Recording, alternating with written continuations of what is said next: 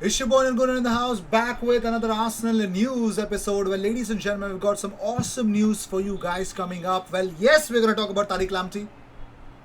Yes, we're going to talk about Ainsley MaitlandNiles in this episode. We're going to talk about Mikel Arteta's press conference. Yes, there are certain things that he's addressed in his press conference. The fact that his position, the fact that the amount of time that he is going to give Arsenal, how he is going to rebuild Arsenal Football Club, and of course, the training images before the game of Burnley. So, yes, stay tuned for more, and of course, some praising words for Kieran Tierney coming up as well. So, without any further ado, we'll jump into the topic. But if you seek daily Arsenal content, best place to be, and boom.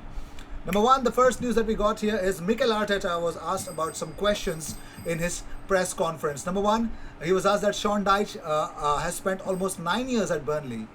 So can Arteta also plan of something a much longer stay at a club than generally what managers are given at this point of time? He says, "Of course I can if you're happy where you are, and most importantly, if they're happy with the job you're doing. I think it's a really strong relationship."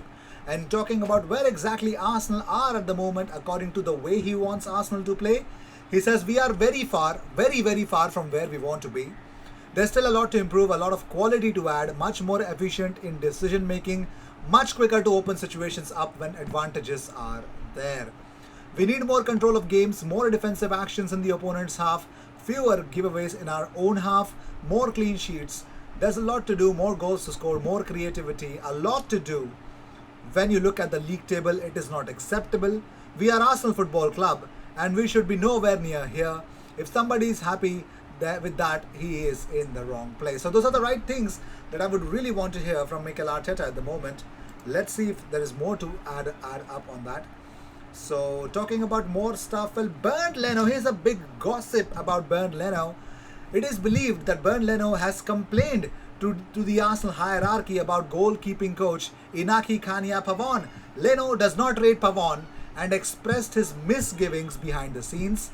Coach Andy Woodman is said to leave instead, who the German preferred.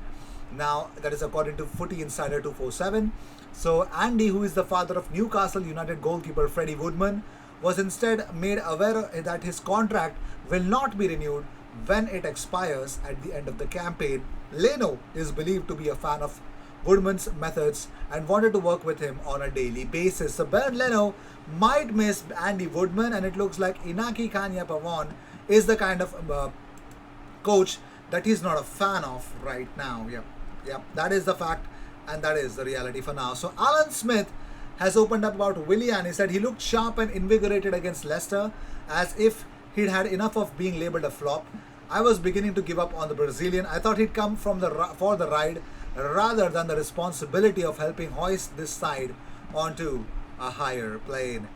Well, sooner or later this had to happen. We are going to discuss about Ainsley Maitland-Niles going out on loan. Here's what Maitland-Niles had to say about him going out on loan at West Bromwich Albion. He said, "It was just more of a chance for me to show what I'm capable of rather than sitting on the bench for the rest of the season and rotting away. The main reason was being able to play, as there's nothing better than playing." He was also asked why did he choose West Bromwich Albion. Maitland-Niles said, "I felt it would be great to experience the work of people trying to save their careers and stay in the Premier League. I think it was the perfect fit for me to be here and show them the qualities I can produce." There's nothing wrong in that. So David Luiz, yes, Arteta on David Luiz says he is a presence, he is a leader, and someone that is playing really well at the moment. What I want is that he keeps playing like that until the end of the season, and we'll make that decision together of giving him, either should we give him a new contract or not. Let's see if that is a possibility or not. Let's just talk about other things. So talking about, well, Arsenal and money go hand in hand, as we see Andy Woodman being let off. A lot of people, a lot of backroom staff are still being let go of Arsenal and not being offered a new contract. So Arsenal have cited that the COVID-19 impact, as the club have announced £47 million loss. Yes, Arsenal have cited that the material impact of the COVID-19 is really true, and £47.8 million of tax losses post-tax losses has been reported. Now, the club claim that the pandemic cost them £35 million during this period as a result of the lost matchday revenue, the deferral of broadcasting revenues into the next financial year following the 3-month hiatus in game, and a shortfall in commercial income. That figure was offset by cost savings of £19 million, including an initial 12.5 million wage reduction agreed by the first team squad. The accounts also show exceptional costs totaling £10.4 million, especially the cost of sacking Unai Emery and replacing with Mikel Arteta. And then it does not include the project restart, Arsenal's summer spending of Thomas Partey, of course. So this is what the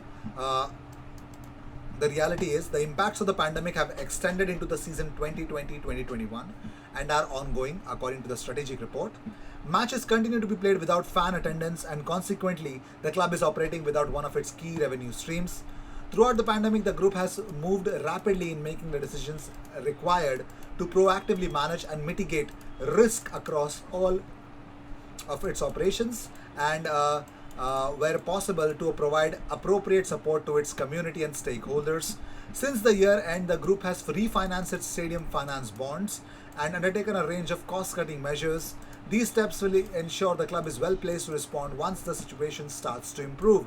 The financial challenge remains significant, but the club continues to have options available to it alongside the unwavering support and commitment of its ownership, Kroenke Sports and Entertainment.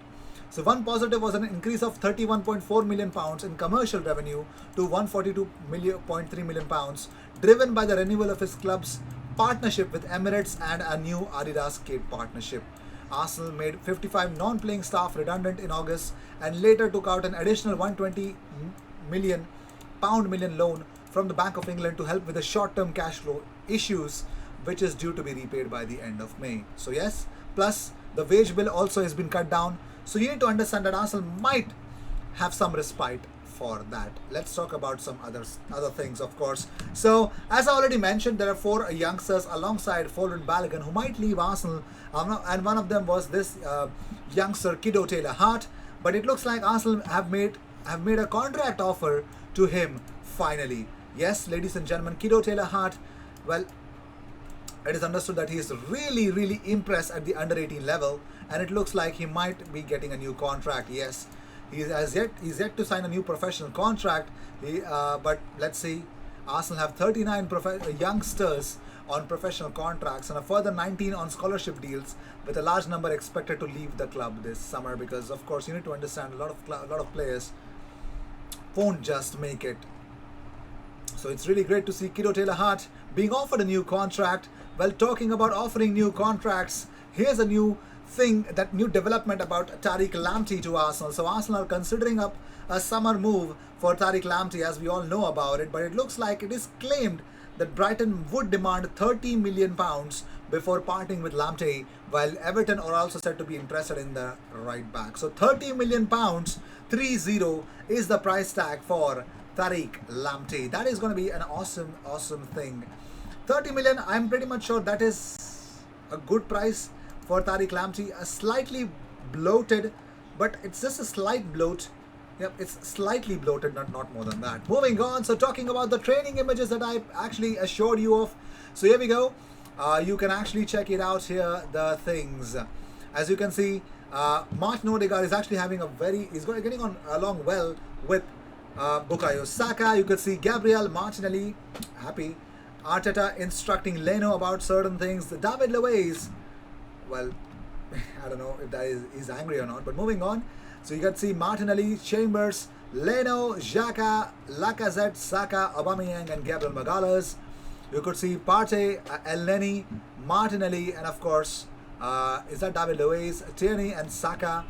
Cedric alongside Nico Pepe. Tierney is ready as well. Partey, Aubameyang and Willian sharing a light moment, and of course, the one, the only, the legend himself, Vamos Gunners, has actually tweeted out this image with the caption, "Concentrated, prepared and 100% committed to keep growing. Let's go Gunners. @Arsenal, #Premier League, #Vamos Gunners." So Vamos Gunners is ready to play the game. And let's talk about Emi Martinez. He's opened up about the whole Arsenal thing. He said, I love everything about Arsenal. I still love them and I'm still watching the games. But I just felt like they didn't trust me like they should have. That's the reality because they kept buying goalkeepers to go in front of me and I was the goalkeeper from the academy. Sorry. They did not say I wasn't going to play. They didn't guarantee the games I wanted to play. I decided to leave and it was very difficult. My family did not understand why I was leaving when I was at such a good level at Arsenal, but it was my decision and I'm really proud I did it. When I signed for Villa from day one, I said it was a step up in my career and I want to qualify for Europe with the club. I don't know if that is this season or next season, but that's something I really want to do. Man, it takes guts to leave Arsenal and he's proved everyone wrong.